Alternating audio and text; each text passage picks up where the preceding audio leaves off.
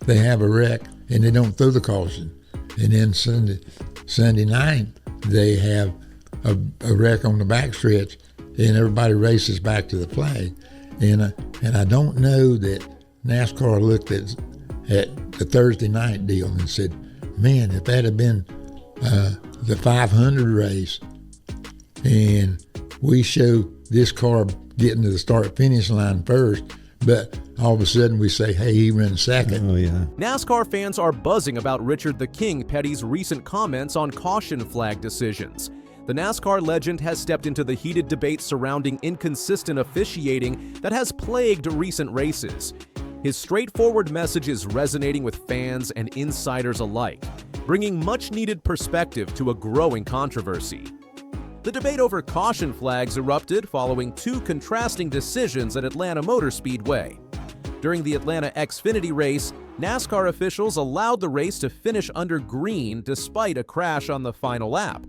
But just 24 hours later, officials made the opposite call during the Atlanta Cup Series race, throwing a caution flag for a similar incident. This inconsistency has frustrated drivers, teams, and fans who expect clear and reliable officiating. The controversy reached its peak during the Better Health 400 at Atlanta Motor Speedway, where what could have been an exciting photo finish instead ended under caution.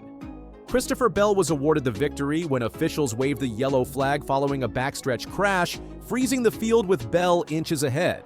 Fans felt robbed of what promised to be a thrilling battle to the finish line between Bell, Carson Hocevar, and Kyle Larson, who were racing side by side in the final corners.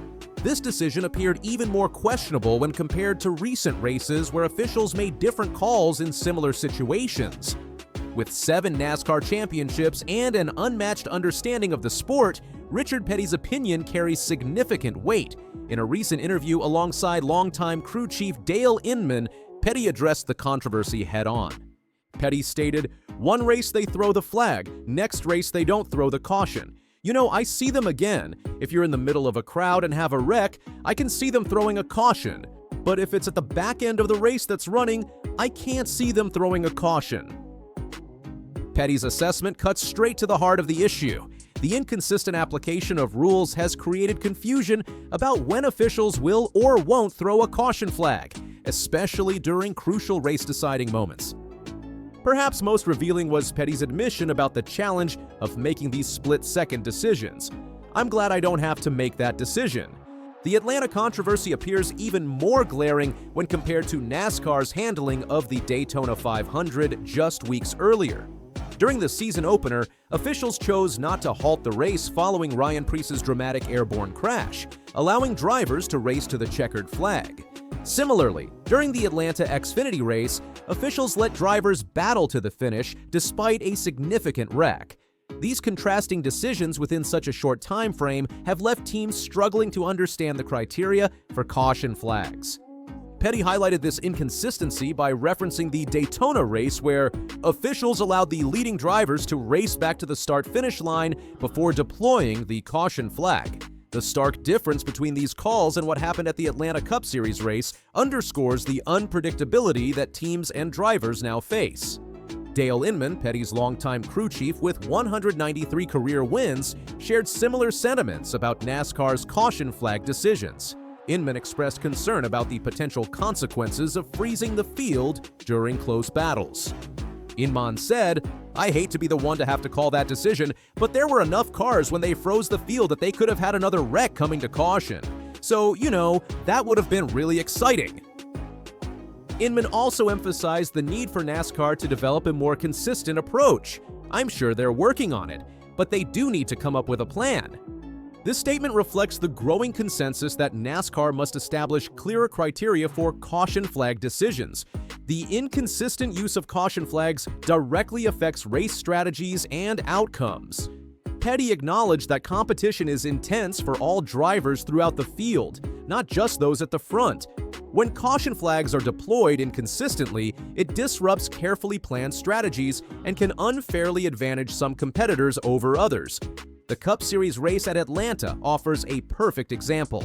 Christopher Bell secured the win, while Carson Hocevar clinched second place due to the caution flag decision. Had the race continued under green, as was the case in the Xfinity race, the outcome might have been entirely different. Petty's decades of experience give him unique insight into how these decisions impact competitors. He recognizes that when officials make inconsistent calls, it undermines the fairness of competition and can leave race results feeling tainted by controversy rather than determined by skill and strategy. NASCAR has defended its approach to caution flags by emphasizing safety concerns. Elton Sawyer, NASCAR's senior vice president of competition, explained the organization's philosophy. Not throwing a caution incentivizes competitors to drive through dangerous situations. Sawyer acknowledged that while NASCAR aims to finish races under green, safety considerations must take priority. He also noted the particular challenges of superspeedway racing, where closely packed fields often make last-lap cautions unavoidable.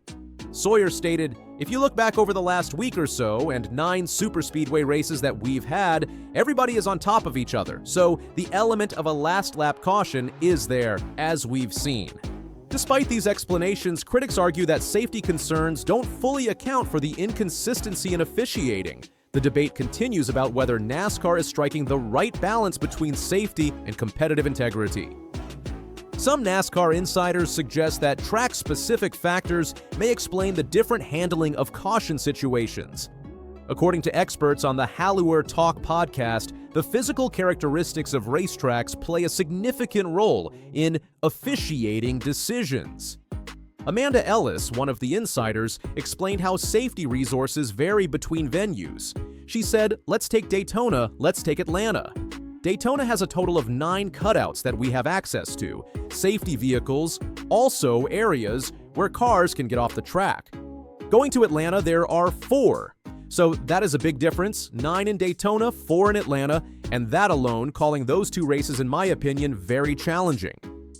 These differences in track layout and safety infrastructure create challenges for maintaining consistent officiating across different venues. Nate Ryan noted this difficulty.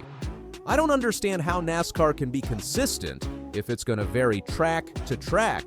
The people want consistency, but you can give them consistency on these kinds of calls if every track is different. And by definition, every track in NASCAR is different."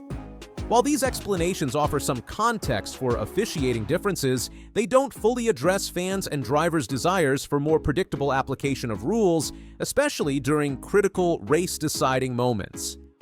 The controversial caution flag decisions have sparked intense debate throughout the NASCAR community. Some drivers, including Denny Hamlin and Kevin Harvick, supported NASCAR's cautious approach, arguing that safety concerns justify erring on the side of throwing caution flags. These drivers pointed to incidents like Corey Lajoie's crash at Talladega, where his car finished on just 2 tires without touching the track.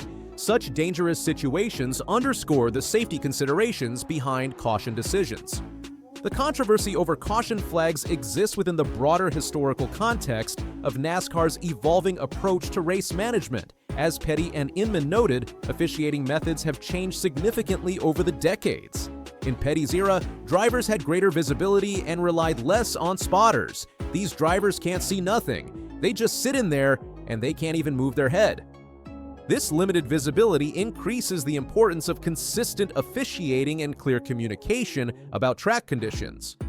Modern NASCAR features advanced technology, multiple camera angles, and instant communication that wasn't available during much of Petty's career.